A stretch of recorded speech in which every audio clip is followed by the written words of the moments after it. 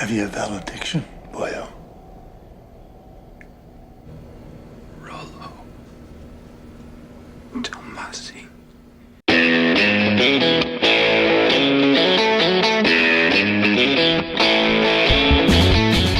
Hello and welcome once again to the Cine-Files, where each week we enter the world of a great film, explore its themes, its history, the filmmaking, and the influence it has on us today. My name is Steve Morris. I'm a filmmaker and directing instructor in Los Angeles, California.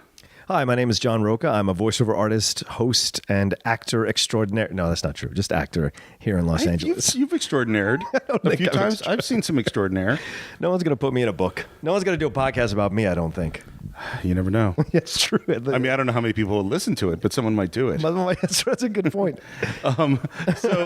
Today, we do this every once in a while, is that and one of those unhappy tasks on the Cine-Files is when people leave this world, we want to take a little moment to honor them. And we lost director Curtis Hanson a few weeks ago. Shockingly so. Yeah. Like he was young guy. Yeah. And we thought, he has one film that is just an unbelievably great film, which of course is LA Confidential.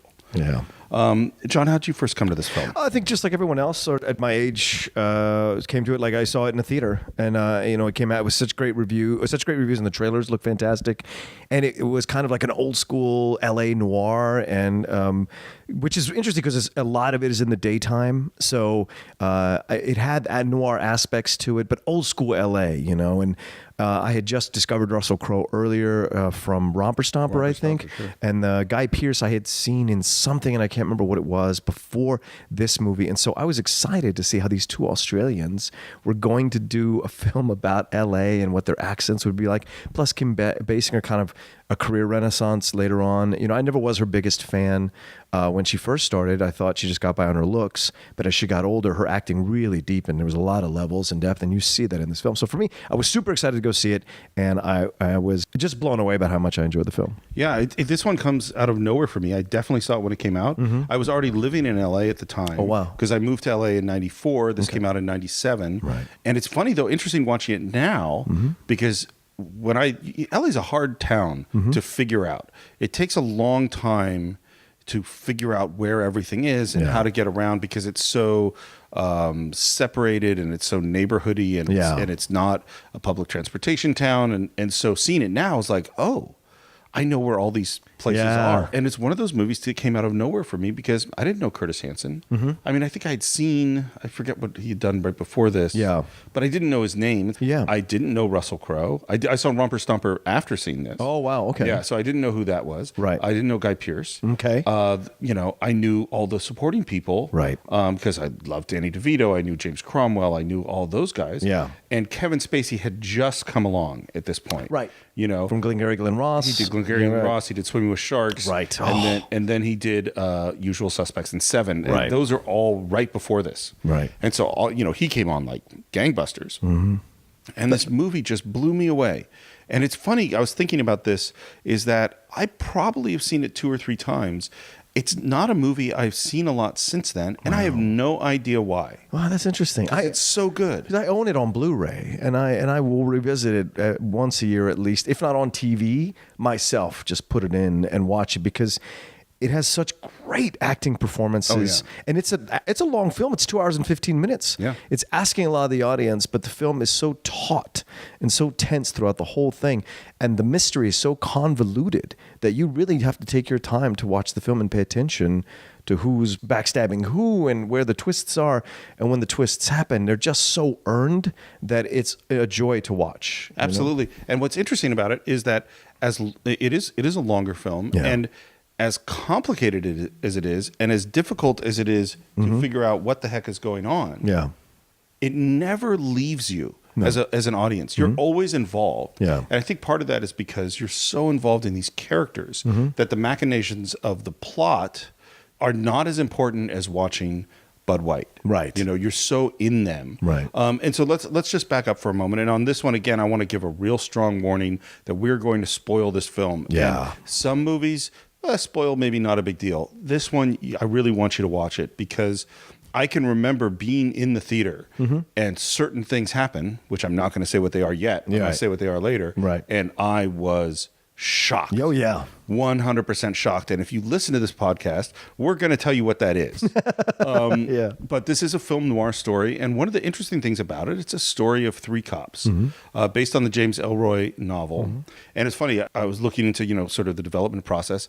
And one of the studio notes that they got as Curtis Hanson, I forget the screenwriter, he's just drawn it. Brian Helgeland. Yeah. Are working on the script. Is they bring it to the studio, and the studio says at the time, can we just get rid of two of the cops? Oh. Let's just make it the Bud White story. And let's get a talking dog. Yeah. And here's the thing, one of the questions you get asked as a screenwriter is, who is the story about? That's a classic Hollywood question. And sometimes it's a really important question, is to figure out whose point of view are we seeing this film? Yeah. Whose story is this movie? And most movies are about one person. Raiders of the Lost Ark is about Indiana Jones. Right. That's who the story's about. Right. Star Wars, that's about Luke Skywalker. Right. It's his story. Now, the other characters are great, but it's his story. Yes. LA Confidential is about three guys. Yeah. And the studio, I think, had problems with that. And they didn't know how. And eventually the studio said, we're not going to pay for this movie. And they had to finance it independently. Wow. Yeah. Well, this puts me in the mindset of sports. In basketball, they have this thing called the three-man weave. It's how you do when you're in practice. Three players go down the court, bouncing the ball, like dribbling, passing to each other, and then set up one of the three to score a basket. You do that so that when you're on a fast break, you can move quickly with the ball and evade any defenders if you're on a 3-on-1 break, 3-on-2 break, so that you can move quickly around them and get a quick basket. And that's kind of what this film does. All those three stories essentially start out separate, right, and then eventually interweave to the point where they go into a score in the basket, which is the movie at the end, Right. And so that's you see all the twists and the turns that lead you to the final big twist, which is fantastic. Well, this is one of the interesting things. So in the James Ellroy book, which is a big book, have you ever read it? No. I've never read any of his books. Watching this, I kind of went, maybe I got to do all the books. But the book is much bigger and much complicated. James Ellroy, who does like the movie, says the movie has maybe 20% of what's in the book. Oh, my word. And some of the things, the basic structure of the book, of the film, and a lot of the things that you think of as the best things in this movie, not in the book. Wow. This movie is very, very different. And what they said was, and what Ellroy says, and what they said they were trying to do, is capture the essence of the book and the essence of the characters, even though they have things going on that are completely different. Right. The whole plot with how the heroine works and all that stuff, totally different from how it happens in the book. Wow. Yeah. Oh, I didn't know that. Okay.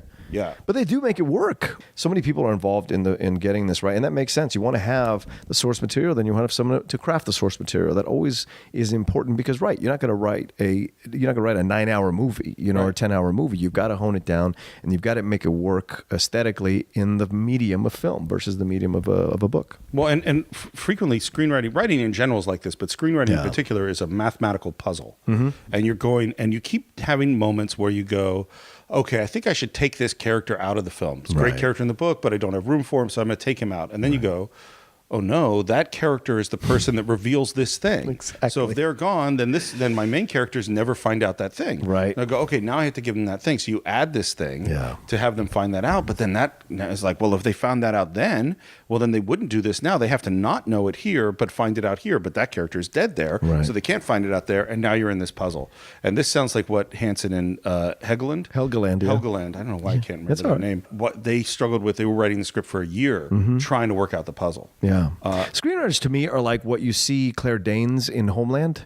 When you see her, like all the Post-its and the red wires going everywhere. Yeah. That's what I think screenwriters see in their brains, like when they do. So I marvel at what they're able to do and keep, plot lines in a certain way, and then understand if you remove one domino, the whole thing falls. You got to start all over again, interweave things all over again. So it's something, especially in a film like this, in a script like this, everything teeters on every little thing that's connected. There's not a wasted scene in this movie or wasted moment. And every detail is some comes into play. Important piece. Yeah.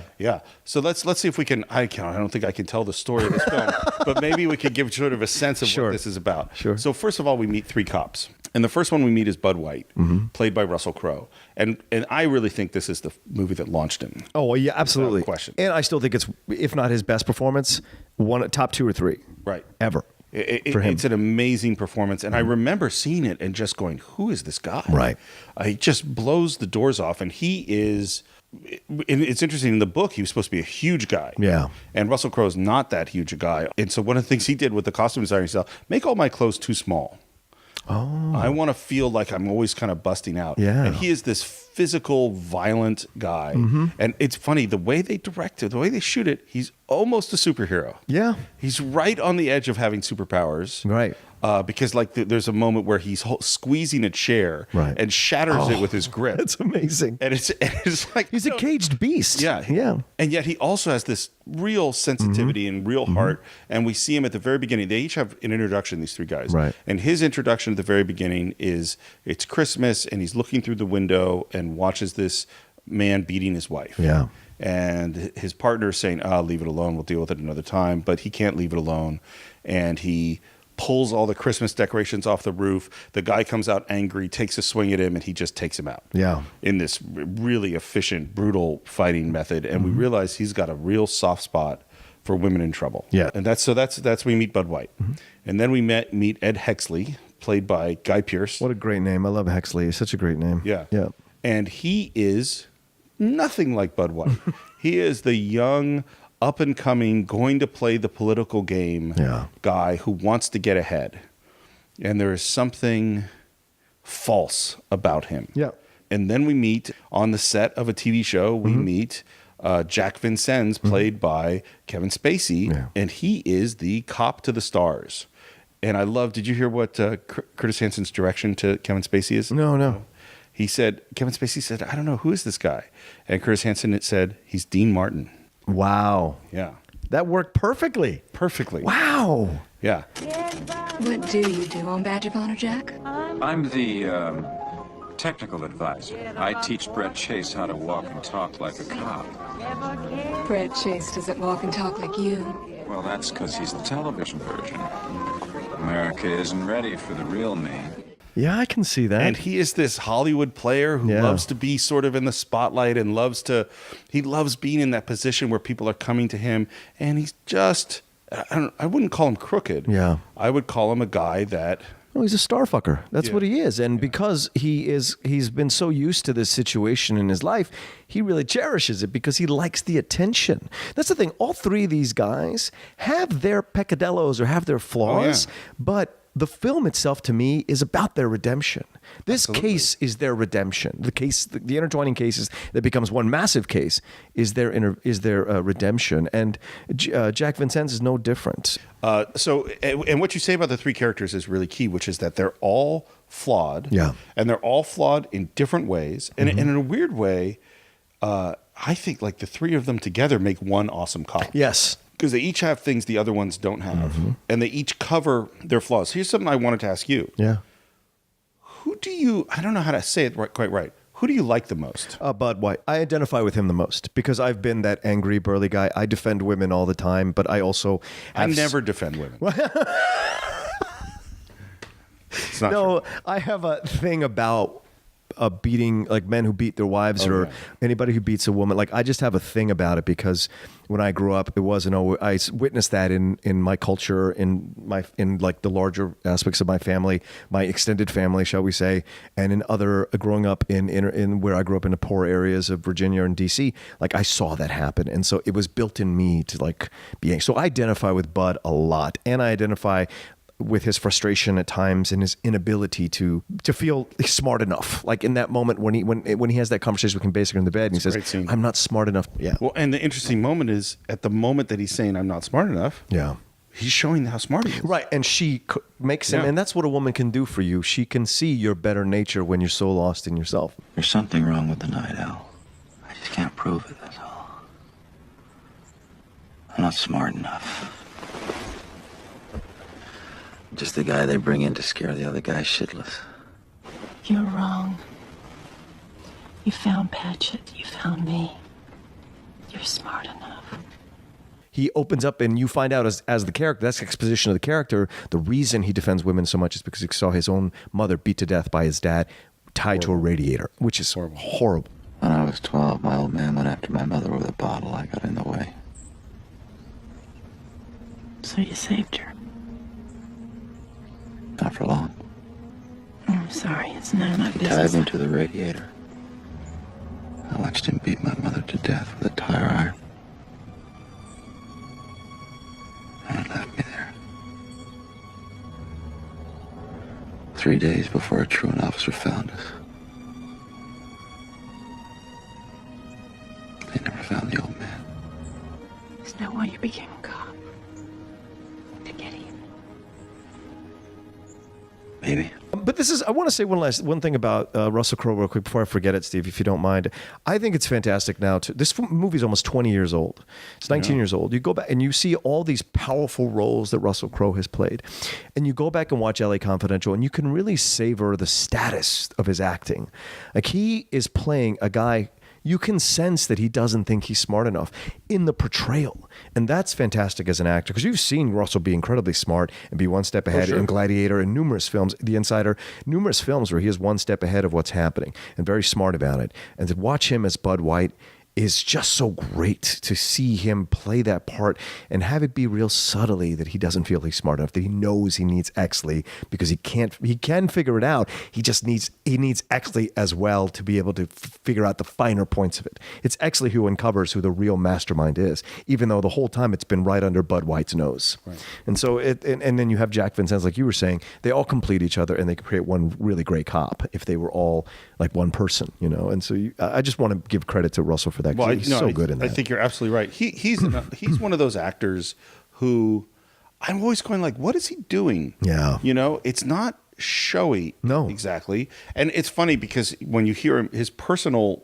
reality is one that doesn't always make you go like, that guy must be a great actor. And then you see him on screen and you see him as Jack Aubrey and you see him in A Beautiful Mind. You see him in even Cinderella Man. Yeah, and The Nice Guys, most recently. So good in that. Which I haven't seen. Please see it, Steve. I hear it's great. Good. You know, it's the kid and I get out to see movies. Of course. But he's so good and so 100% convincing and committed. And it's funny, Orson Welles said an interesting thing that I like, which is they were talking to him about the difference between stage acting and film acting, and they said, oh, well, stage acting is big and film acting is small. And he said, no.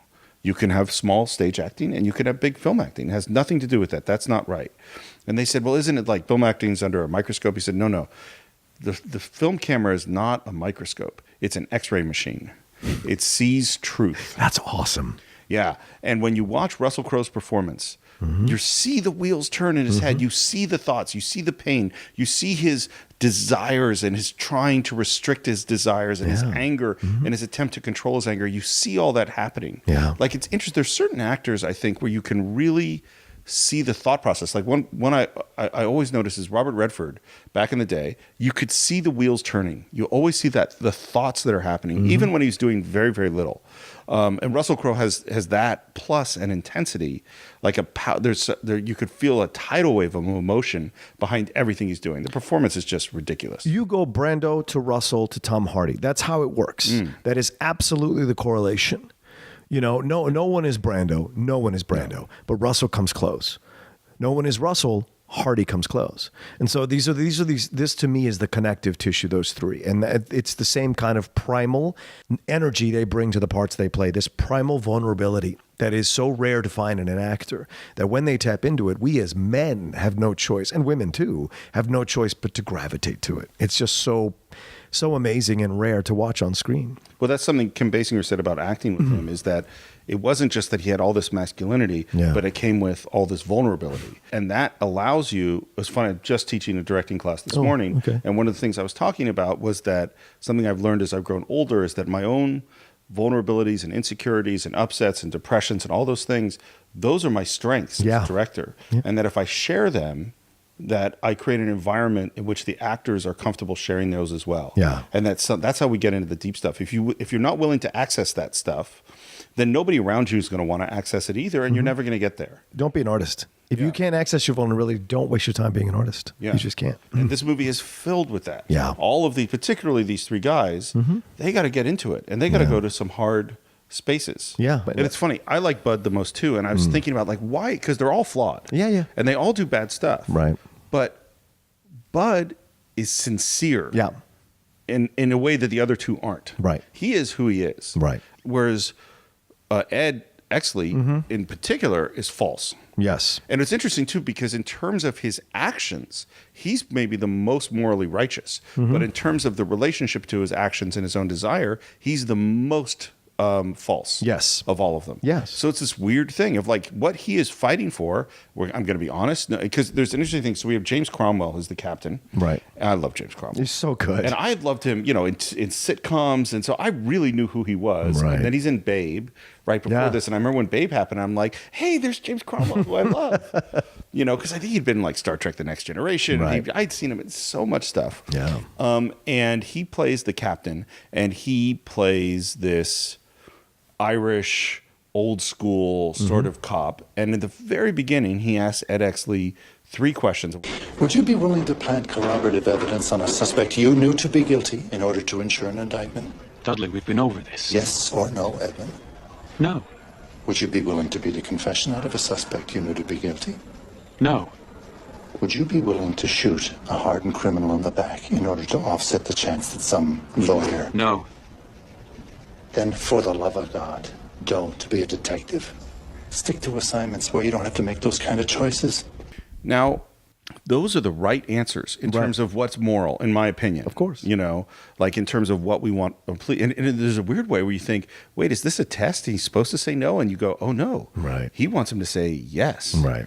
And so on the one hand, we go, oh, this guy is defending the correct moral position and doing the right thing. Right. And on the other hand, he is I'm out for me, and I'm willing to do whatever is necessary to advance my career. Well, I will agree with you about 90%. And this is the 10% I allow is he is exposing the corruption of the LAPD. Yes. Which at a young age, he figures out because his dad was a cop. And he's one of these guys that and we've met in life.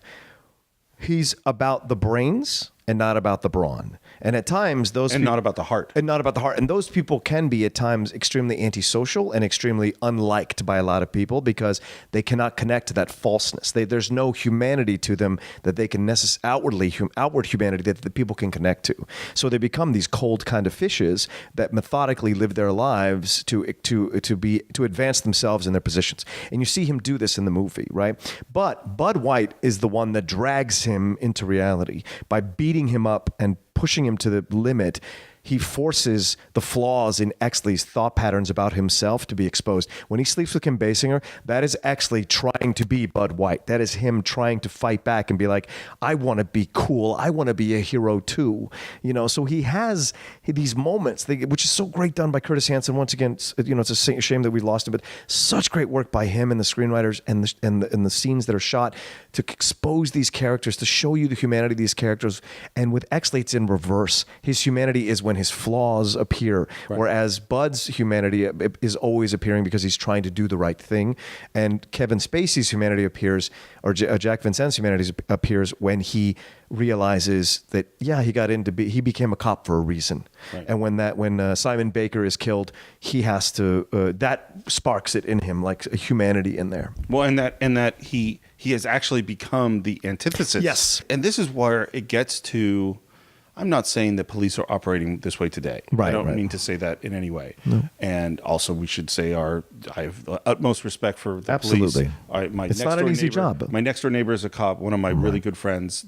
But the questioning of why you are doing what you are doing, which happens throughout this film, and what methodology one should use to do what you're doing. So for instance, Kevin Spacey is buddies with Danny DeVito. Right. Danny DeVito, who brings us into the film. His narration is he is the scumbag publisher of Hush Hush magazine, which is a magazine devoted to exposing the dark underbelly of Hollywood. Right. And that means who's doing drugs and who's sleeping with who and who's having affairs and who's a criminal. Right. And Kevin Spacey's helping him. Yeah. And they have a mutually beneficial agreement, which is Danny DeVito's character knows some crime that's going on, and that he brings Kevin Spacey in to make the arrest, and he's going to photograph it, and he's going to get a great story for his paper, and Kevin Spacey is going to get more exposure as this great cop, and Danny DeVito's going to slip in $50. A friend of mine just sold some reefer to Matt Reynolds. He's tripping the life fantastic with Tammy Jordan. Sorry, I lost you for a second, Sid. Contract players, Metro. You pinch him, I do you up nice feature next issue. Plus usual 50 cash. No, I need another 50. 2 20s for 2 patrolmen and a dime for the watch commander at Hollywood Station. Jackie, it's Christmas. No, it's not. It's felony possession of marijuana. Actually, In circulation 36,000 and climbing. There's no telling where this is going to go. Radio, television. Once you whet the public's appetite for the truth, the sky's the limit. And it's very clear from the beginning that it's not just Kevin Spacey. There are other cops who are also on the take to do this. Now, the crime is really happening. Yeah. And they are really arresting him for the crime is really happening. So what's the problem with getting paid the $50? And Kevin Spacey, I think at the beginning of the movie would say there's no problem. Right. And Kevin Spacey, halfway through the movie, would say there is. Right, which is that great moment in the Frolic Room where he puts the $50 bill on the drink to go to the hotel room to find out what happened to that guy, because he felt sorry for that guy. And Simon Baker does a great job in such a small role to play such I was watching him going, wait, who's that? Oh, it's that's who that is. Yeah, that's the Mentalist. Yeah. Let's talk about Danny DeVito. Yes, please. So Danny DeVito opens the film with a monologue, which is what we're hearing from one of his magazines. Yeah. Hush, hush on the QT. Yeah. There's no one like Danny DeVito. There really isn't. There really isn't. And he doesn't get enough credit. He's great. Taxi was one of my favorite sitcoms ever. Awesome. And he's great in it. It's Always Sunny. He has seamlessly blended it into that show. And all the films he's done, Renaissance Man, Twins, he's never unbelievable in anything he's in. And he's fun to watch. Even in the crappy movies, you enjoy watching him. I just rewatched Twins recently. Now, I don't know that we're ever going to do Twins on the Cinephiles. If we got Arnold on here, maybe, or Danny. But I love Twins. Yeah, it's a good film. And he's great in it. And he has, more than anybody else, this ability to play a lovable scumbag. Yeah. Ruthless People, Romancing the Stone. Oh, yeah. That's all him. Yeah. And it's just, there's nobody else like that. Mm-hmm. And it's not just, physically there's nobody else like it. Right. But he's just so fun and so likable as a horrible person. I mean, Louis in Taxi is an amazingly horrible and likable person. One of my favorite things in those sitcoms is whenever Louis was caught out, and he's behind the cage, he's like, and his hair is all messed, and he's freaking out about Jeff Conway. And those are those, it's such a rare actor that can really do that. You're right. Lovable scumbag is so incredibly difficult to pull off and have the people love you. Well, and I always go, you're thinking about casting, you go, okay, I need a lovable scumbag here. And it's sort of like Danny DeVito, and then who else is on the list? That's a good point. Because there's nobody else like him. Yeah. He's a fascinating actor. And it's a great setting, too, Stu. We haven't talked about, it's set in the 50s, when Mickey Cohen took over for Bugsy Siegel after Bugsy was killed. And he is running the rackets, all that jazz is going on, Johnny Stumpanato, that great stuff with Lana Turner. That's what's great about the film. By the way, the Lana Turner? Yeah. Not in the book. Oh, really? Yeah. Oh, what? Yeah. That's great. That's even better because it's such a great moment in the film. And once again, humanity of Exley and Jack Vincennes and the smirk is just perfect. So to set up, we have to be clear about what the scene is. So part of the plot is that there is basically a big pimp played by David Strathairn, another great supporting actor. Yeah. And what he is doing is he is taking women and making them over to look like movie stars, including plastic surgery, and they become prostitutes, very high-paid prostitutes. And that's part of what we're investigating. It's capitalism at its best. There's a demand. Absolutely. And you have to provide the supply.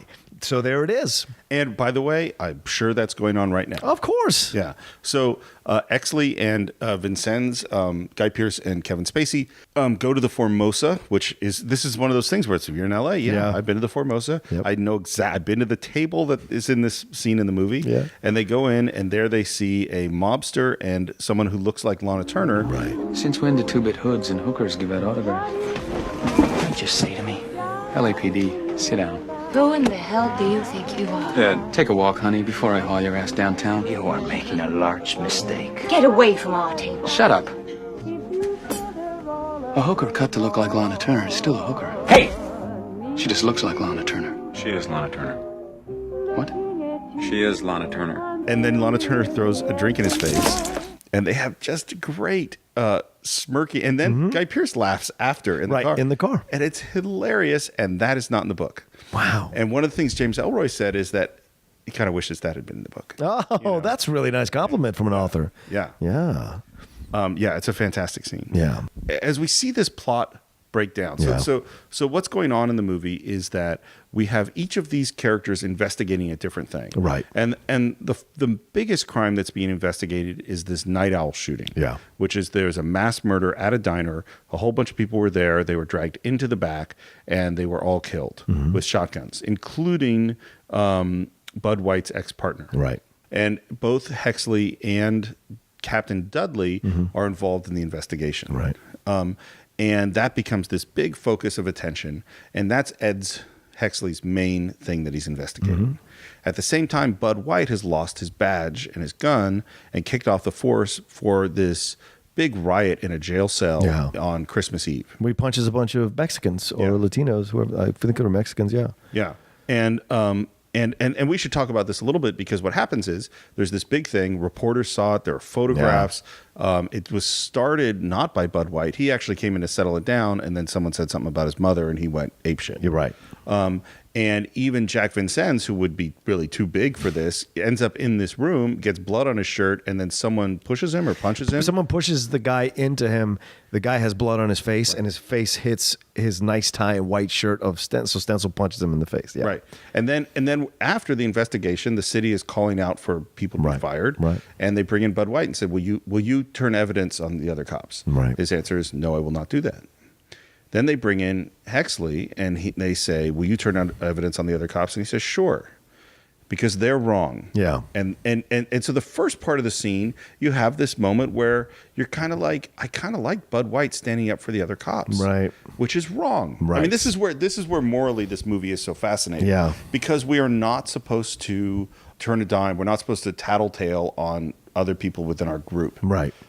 And yet what actually happened was they beat up a bunch of cops beat up a bunch of innocent people. Yeah. And that's wrong. But Bud White is following the cop code. And then Hexley violates the cop code. And the first part, you're going, okay, that's kind of brave. Yeah. And he's saying, I don't care if people hate me. That's fine. Got to do the right thing. And then he demands to be made not only a lieutenant, but a detective lieutenant, whatever that means. Right. And you're like, oh, this guy's kind of a scumbag. Yeah.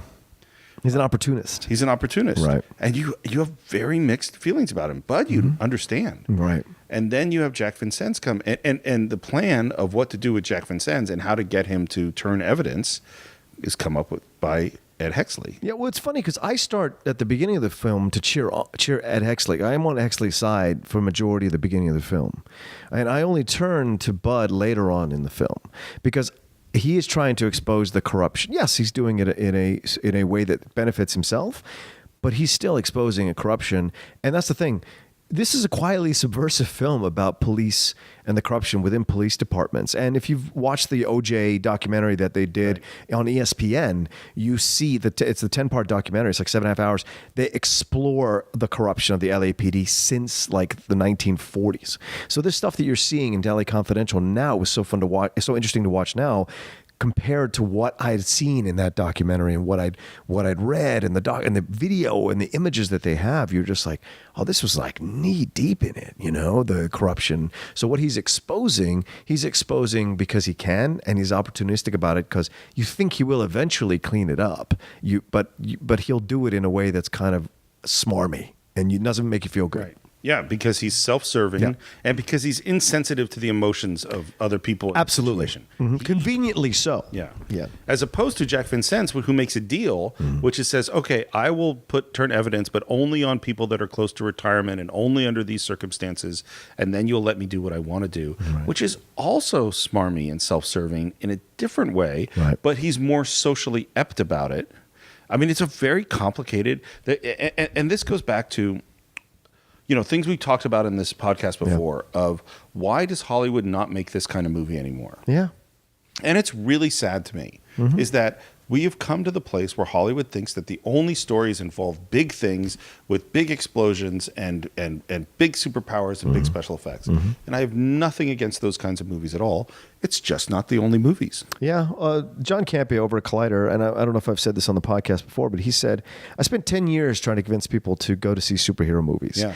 And now I'm trying to convince people to go see other movies, the same movies exact same feeling. Yeah, and that's the truth, and that's why if you're an avid film goer, you have to hunt out those smaller films. You have to hunt out the independent films, hunt out the films that don't get that much. Like Hell or High Water is one of the most fantastic films of the year. Won't even sniff an Oscar, and it's unfair because it's such a good film. Well, and because Hollywood has abandoned this area. Yeah. It's like, oh, here's a story. Right. It's a noir story. It's about three characters who are morally complex, who are difficult, and we can't package it so easily. And this is a great, great film. Yep. And it draws you in a way that you can't do elsewhere. Yeah. Let's talk about the period. Sure. So this is early 50s Los Angeles, which is, Raymond Chandler and all those guys, 40s, 50s LA. Yeah. It's always funny to me that LA is the land of the noir detective story. Because I don't know. Well, I mean, there's occasional ones in New York as well, but that's more crime based. Yeah. Right. Whereas you're right, LA is more about detectives. Yeah. Well, because because people are up late at night in LA, and but do people really wear trench expense. coats and it's hot all the time? You're right. It's a good point. I don't know, but anyway, one of the things I want to talk about, which we haven't talked about much on the podcast, is a job that doesn't get the attention it deserves. Yes, and that is the location scout. Oh yeah, is that in order to shoot in a location, you have to have somebody to find the location. And finding a location, the main thing you're doing is driving all day, day after day after day. And you're looking for, in this case, where can I find buildings that look like 1950s Los Angeles? Right. And Los Angeles is a city that changes fairly quickly. And there might be some great 1945 building somewhere, but right next to it is a 2003 McDonald's. And so you can't use it. And so in this case, they drove all over the place trying to find these places where they could not only be in a location that looked right for the era, but also look out windows and have a sense of space. And it was really difficult. Like, so for instance, the Victory Motel at the end of the film, which is up at the Stalker oil fields. Oh, really? I didn't know that. Okay. And if you live in LA and you drive down La Brea or La Cienega, you'll go by, all of a sudden you see these oil derricks. Oh yeah. Is that where they shot Beverly Hills Cop 2 as well? The oil stuff? Yeah, wow. same place. How interesting. It's a great location. Okay. There's no Victory Motel. They built that. So they just built the whole motel to have it in that area, which makes sense because then they just blow the shit out of it. Right. So they didn't have to destroy a real building. Yeah. But some of the other locations are ones that they had to find. Wow. And it gives you and one of the things they talked about was they weren't trying to make a noir film. In fact, when Curtis Hanson met with the DP, whose name I don't remember off the top of my head, the first thing he said was, "I'm not trying to make a noir film." And the DP, who's Italian, says, "What's a noir film?" Oh. And Curtis Hanson said, "Great." You're the one for me. Yeah. And we also should talk about, and that goes with between location is also production design. Yeah. Is that what's the stuff that you're going to use to make it feel like this era?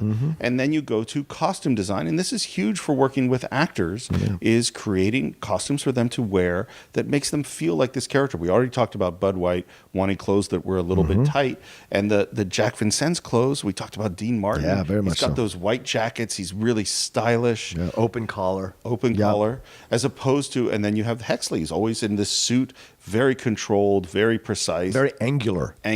Yeah. Right. And then you have beautiful dresses on Kim Basinger. And we should talk about Kim Basinger. Let's talk about Kim Basinger. Yeah? She's so good in this film, man. She is. And she's absolutely, that woman is beautiful. Like, the word beautiful encapsulates her. And I mean, in this movie, like, when she was younger, gorgeous, sexy, hot.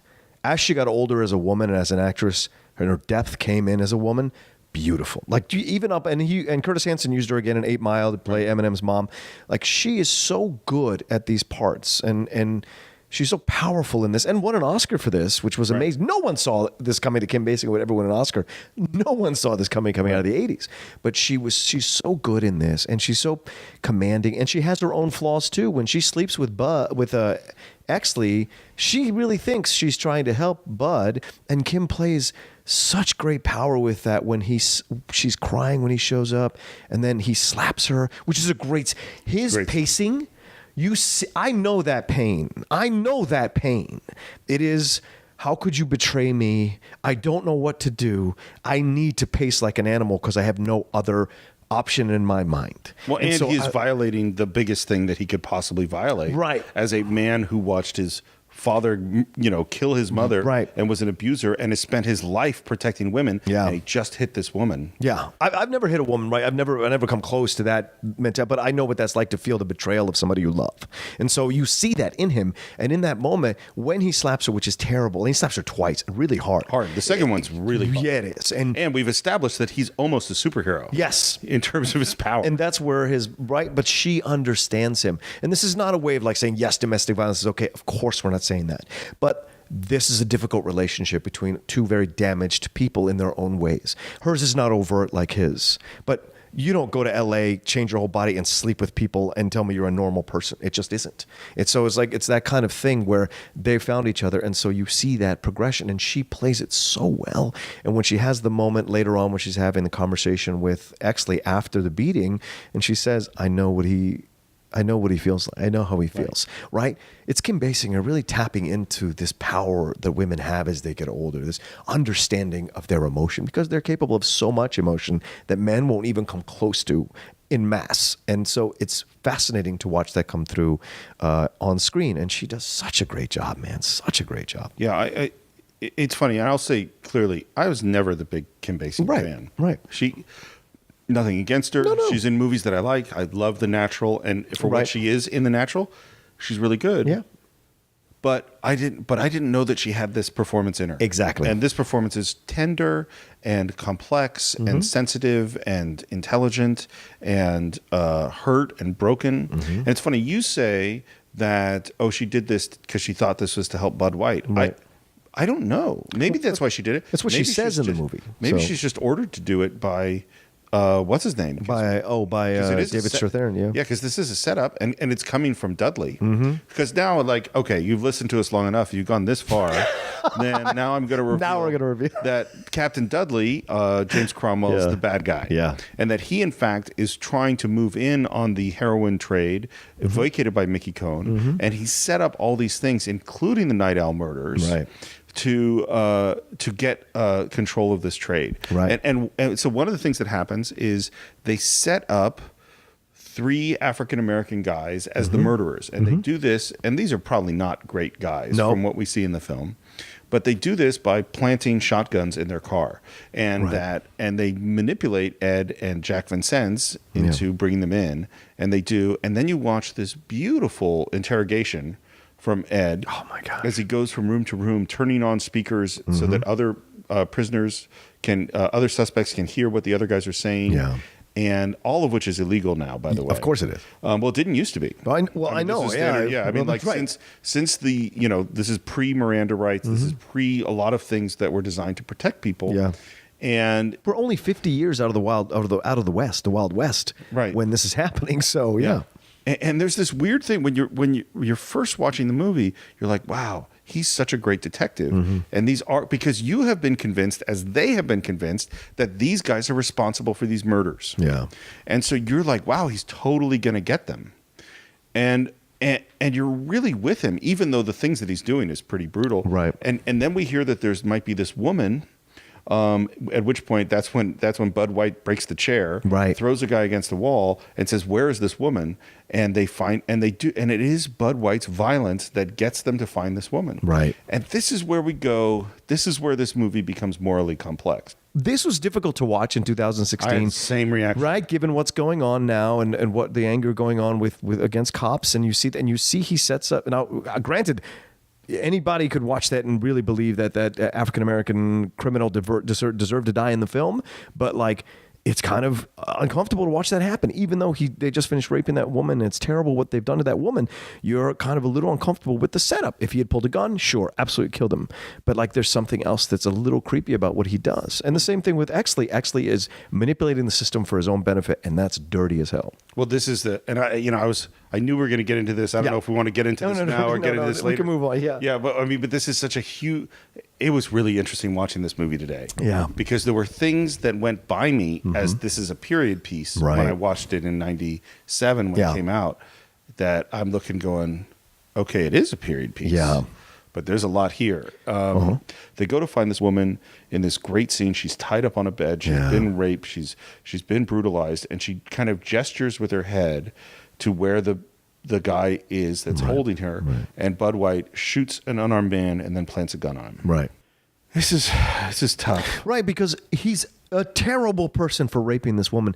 How do you know he raped her? Well, how do you know he raped her? Well, there is the scene when he's doing the interrogation and the kid goes, "I just wanted to get my Rogma cherry off." So how do you know that this guy that Bud shot? I don't know. I'm assuming as much. I'm assuming that they all took turns with her, that the damage that she has and the callousness of which the guy does not want to reveal where she's at until 4 shots in his mouth that could possibly blow his brains out by Bud White, does he finally reveal where this woman is? And it's because they know what they've done is wrong. Yeah, but you don't know this, and this is right. The thing, You're right. I don't know that the guy watching cartoons. There's a guy sitting in his underwear watching cartoons. Right. Now we can assume that a guy sitting in his underwear watching cartoons while a woman who has been beaten is tied up on bed in the next room is not a good guy. Right. But I don't know that he raped her.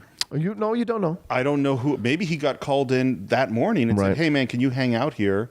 Maybe he's a mentally retarded guy. Could be. He was giggling at cartoons. Certainly possible. In a way that wasn't like it was unsettling how he was giggling about cartoons. It didn't feel normal. We don't. And this is eating cereal. And this. And remember too. Now we know later on is what we find out is that these guys did not commit the Night Owl movies. Right. Murders. They were set up. That the evidence was planted. Right. And that they didn't do this thing at all. And this goes into.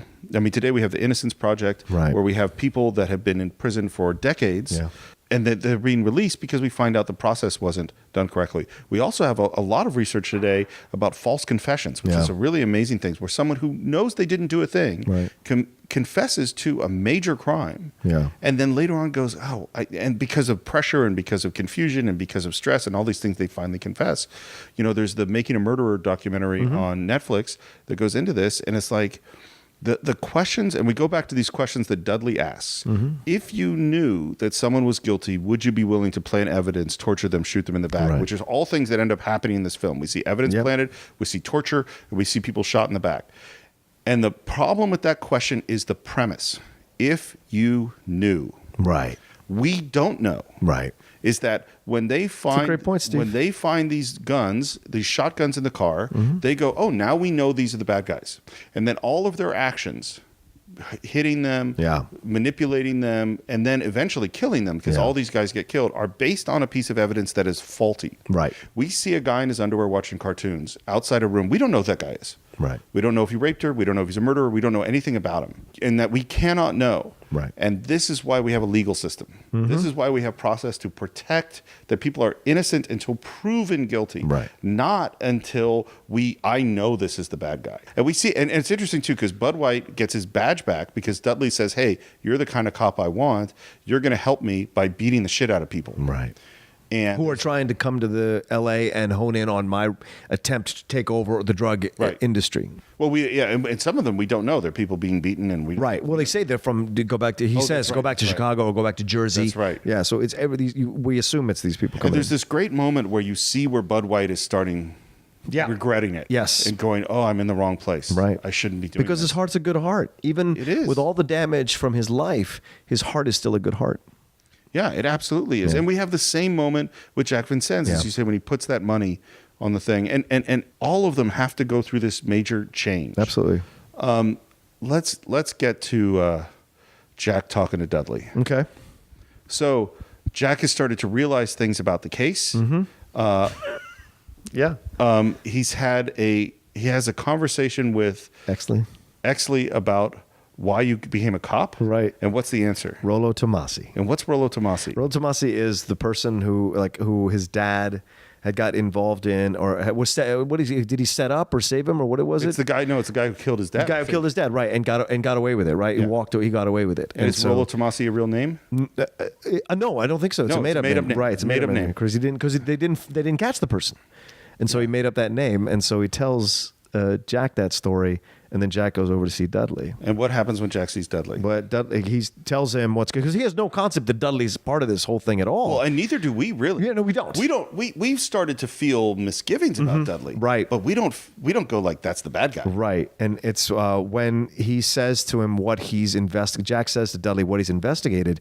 And then Dudley just real innocently asks him, well, who else knows? Does Exley know? He goes, no, I haven't had a chance to tell him. And that's when he turns and shoots him in the heart. So, what does Exley make of all this? No, I haven't told him yet. I just came straight from the records room. And because it had been set up by the fact that he gave him a cup of tea from the same position. So you don't think anything negative. You think he's going to grab his own cup of tea and come back over and sit at the table. What he does is he turns and shoots him in the heart, which is great. And Spacey's acting before that is so naturalistic and calm. And there's just nothing going on. It's just two guys talking. Yep. And then bang, this gunshot happens. And this is why, so if you haven't seen the film and you've stayed with us to this point, I'm really sorry. you don't get to have this moment. Yeah, now because it's so good. It is a it's good moment. so shocking, And it's so well acted. And then Cromwell asks Spacey, Have you a valediction, boyo?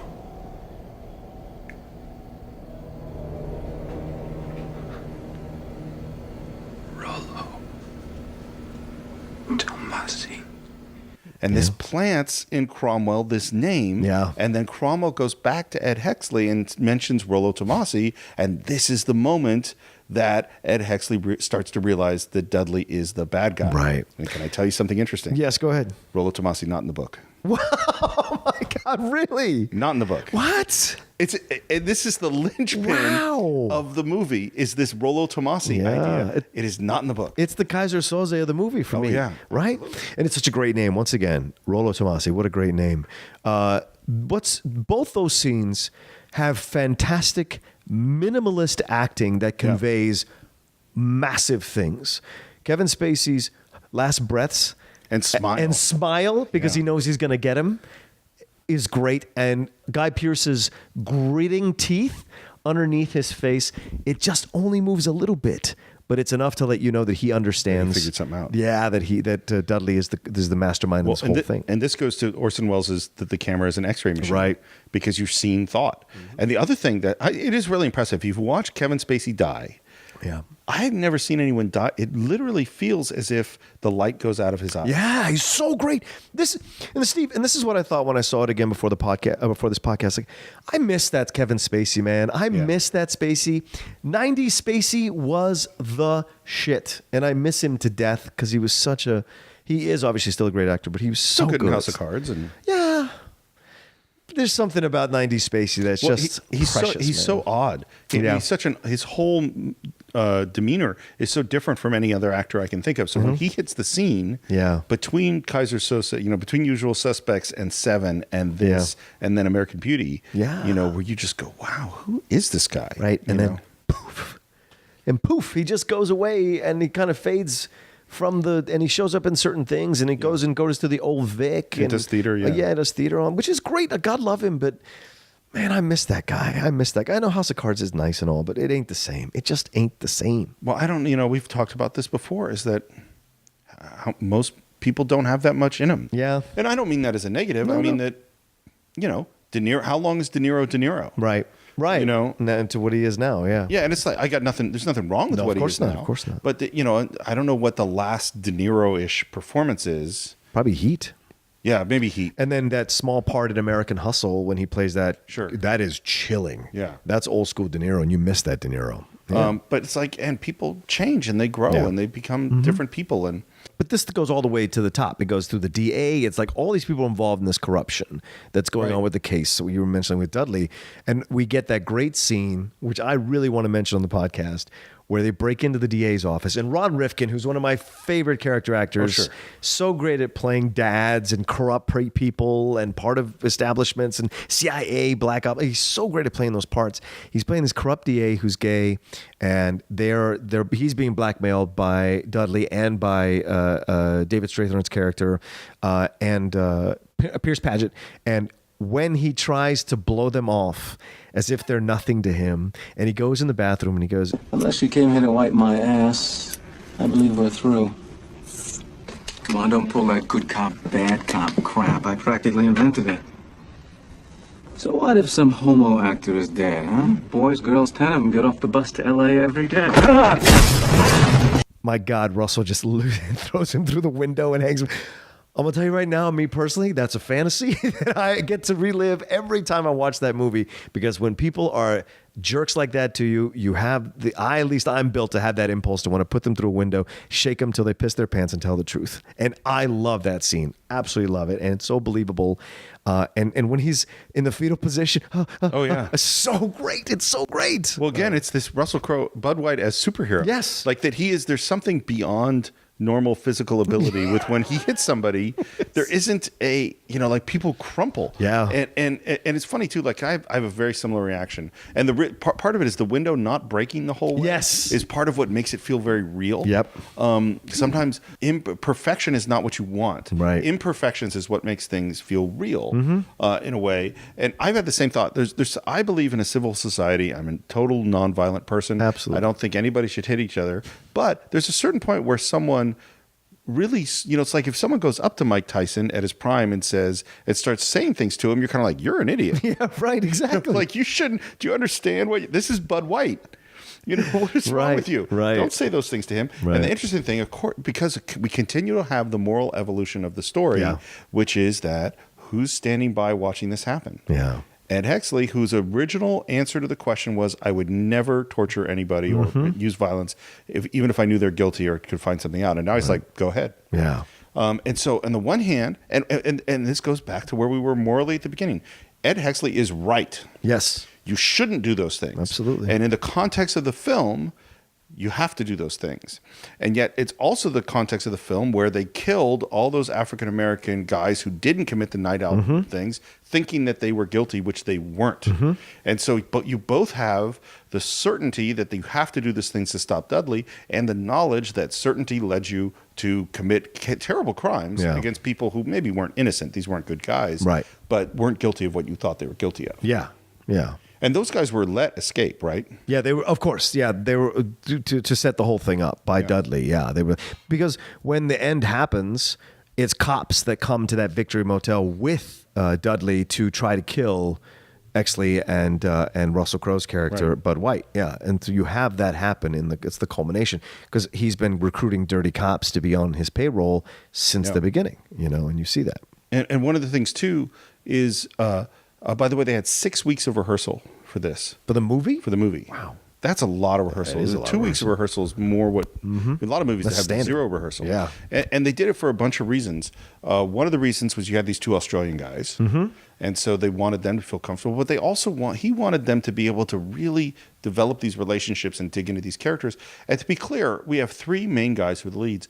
This is an ensemble movie. There's no weak actors in the movie, and they're all coming in to do like these great performances. And one of the things that Russell Crowe and Guy Pearce talked about was they wanted to really be working together at the end. And when you watch it, things like throwing the keys back and forth and throwing a clip, they're like a machine. Yeah. They're actually great partners. And great partners don't come from we're the same. Great partners come from we fill in each other's other parts, right? It's very much you could make a comparison to Pacino and De Niro here. You can because Bud White has that Pacino kind of, the De Niro kind of anger in him, and Pacino is more of the brains, and you see that in Exley. I cannot see like Pacino you're talking like Godfather and Taxi yes, Driver, exactly. Like that kind of quiet brains, right? There are other Pacino performances which are right. Scarface, of course, yeah. But he's not known as a physically devastating actor. That's not his thing. Sure, I see that. Right, but whereas as De Niro, you can feel his pain. And even in Mean Streets, when he's this waifish kind of guy, he has this energy that scares the hell out of you, that he could at any point just flip out and shoot you or stab you or kill you or whatever. And so you get that culminating with him. And so you have, there could be Australians' version of it in my mind. And that's why I'm making the comparison. They're working together. And it's a crime to me that they haven't really worked together since, because they're so good. And their American accents are fantastic. Perfect. Flawless. Yeah, it's amazing to me how good they are. And we get to a really great action sequence at the end of the film at the Victory Motel. It's a really good, scary action sequence in which to me, it's almost Butch Cassidy and the Sundance Kid sort of. It's the two guys hold up overwhelming odds, and they're coming at them. And then you get to and they're both wounded. And this great moment where Russell Crowe ends up going underneath the motel, right? Which is it's something we should talk about. Is we talked about action sequences before. I object to this idea of they fight. Yeah. I always dislike just they're going to fight. They come up with smart things. How they fight is really interesting, and they're smart fighters, and they come up with ways until finally they're down to just Dudley. And it looks like Dudley is just about to kill Guy Pearce, and Russell Crowe has been shot, and Russell Crowe pulls out a knife, sticks him in the leg, and then we get to this moment where Guy Pearce gets the gun. He's got his shotgun on James Cromwell. James Cromwell goes, "Okay, you got me." Are you going to shoot me? Or arrest me?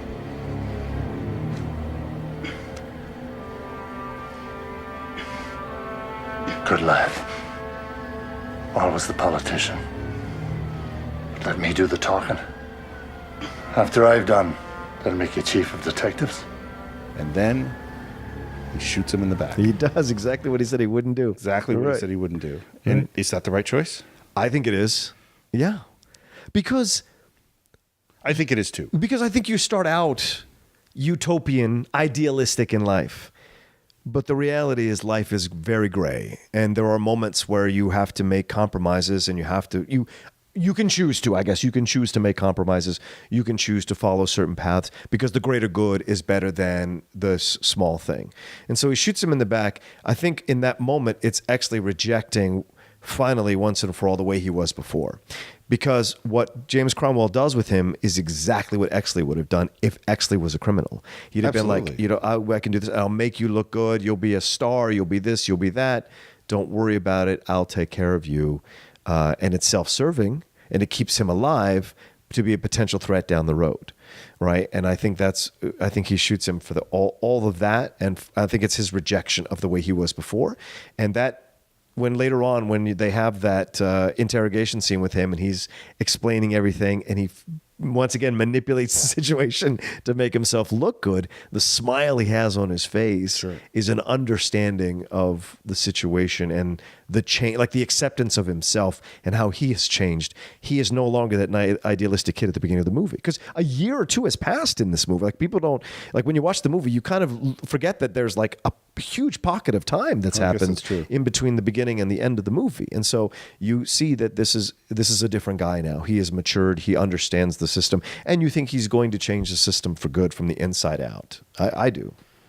I do too. I think, and I do too. I see you struggle with this. Well, I am because so it's one of, like, you look at how the movie's supposed to make me feel, and then what are the facts? Sure. So how the movie's supposed to make you feel is just what you said: is that he's grown. Yeah. It is that Dudley is unquestionably a bad guy. Yeah. He is correct that he would tie up the legal system and he wouldn't get justice, and it's better just to kill him. Right.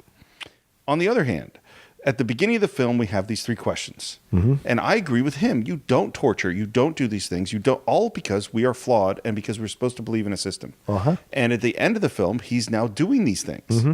And one can only assume that he's going to continue to do these things. Well, do you have a problem with Kevin Costner in Untouchables then? As Elliot Ness? Because he's become what he beheld and he's content that he's done so. I would have to think about that. Because he does the same thing. Yeah. And this is, what's hard is, I guess where I kind of also a period film. Yeah. Also a period film. Yeah. And one that I like better as time has gone on. Absolutely. I liked I'm sure it when we'll it talk came about out. that. Yeah, we'll one. talk about Yeah. it. I watched it recently. I was like, oh yeah, this is really good. Untouchables, yes. Yeah, yes. Untouchables. Is that I brought up this moral question about killing the guy in the underwear watching cartoons. Right. Is that the problem with us acting on our own is that we are flawed. Yes. And now in the case of Dudley, are you results or are you the process?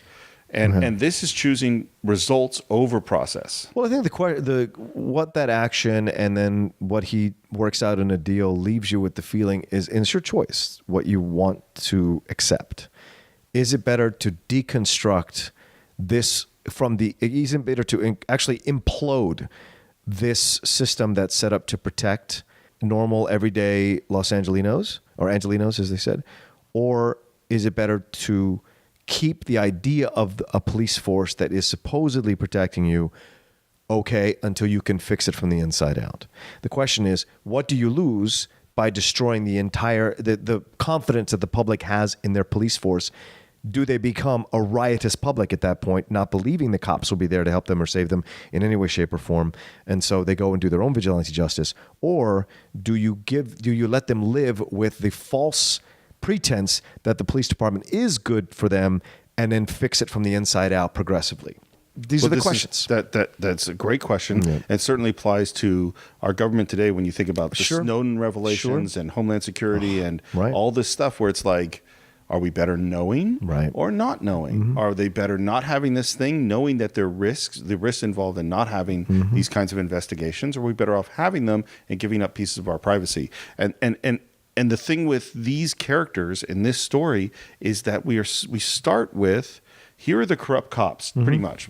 Cops are beating people up. Cops are planting evidence. And here is our good guys. Right.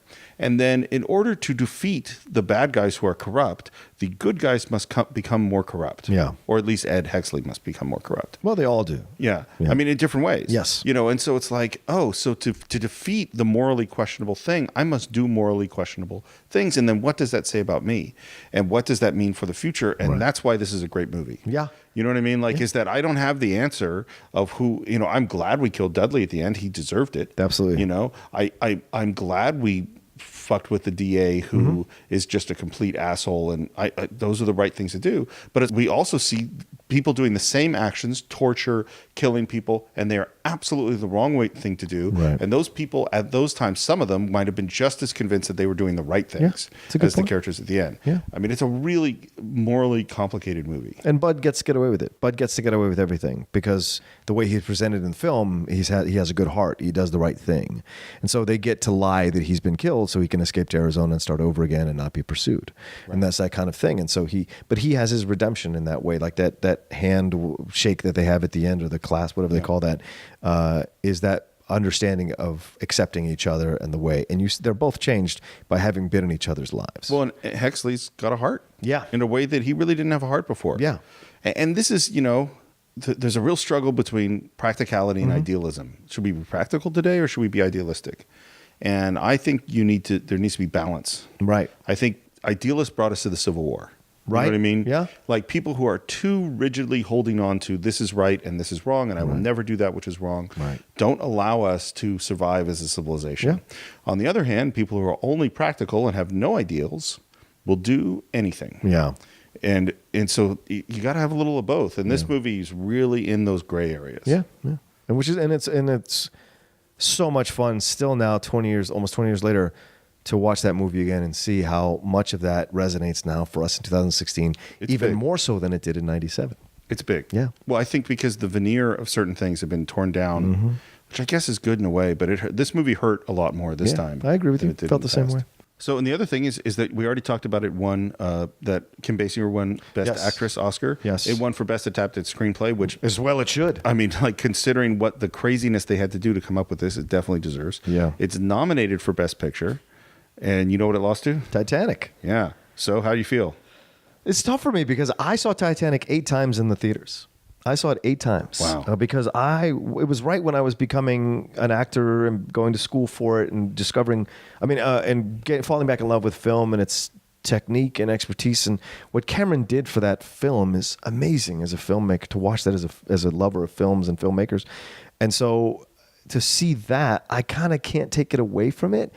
But this film could have, if it had won, I wouldn't have had any complaints either, because the film has a better script than Titanic does. Sure. But Titanic is a better technical masterpiece as a film and an epic than LA Confidential is. So you could argue. This is definitely one where in another year, Yeah. LA Confidential wins, no question. Absolutely. I remember what my feeling was at the time was I was like, Titanic should win. Right. And the reason it should win is it's the kind of movie that should win Best Yes, Picture. agreed. Is that it is a really good movie. I haven't watched it in a while. I'd like to watch it again. I think it's a really well-made movie, and it's about a big topic, and it's an epic, and it's it's a big, long movie, and it was at the time the most successful movie at all time. Right. And that puts it in the Gone with the Wind, Sound of Music, like one of those big, huge movies that makes tons of money, that everybody in the world sees and is really good. Yeah. That's the kind of movie I feel good about should win Best. That's a Best Picture kind of movie. Absolutely.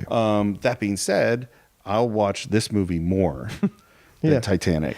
Well, and I also think the Titanic vote was a pushback to what Miramax was doing at the time with independent film, and having that come in to the forefront. It was kind of like the last gasp of studio pictures winning Best Picture. So yeah, I totally agree. Bigger ones.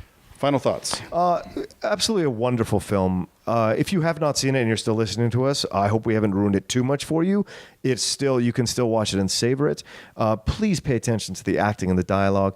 It's some of the best stuff you're ever going to see on screen, between some of the most accomplished actors in their prime. As actors at that time, all of them.